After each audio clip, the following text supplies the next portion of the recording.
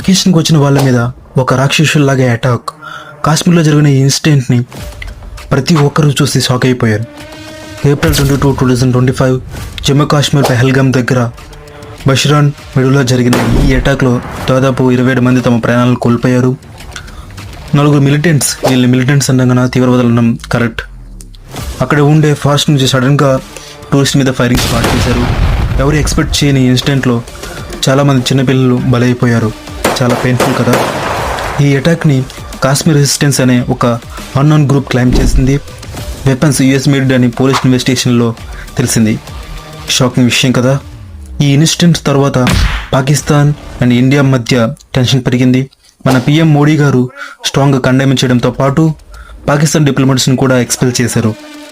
ఈ వీడియోని వీలైనంత వరకు ఎక్కువ మందికి షేర్ చేయండి అండ్ ఇన్నోసెంట్ జీవితాలకు మనం రెస్పెక్ట్ ఇవ్వండి. Let the world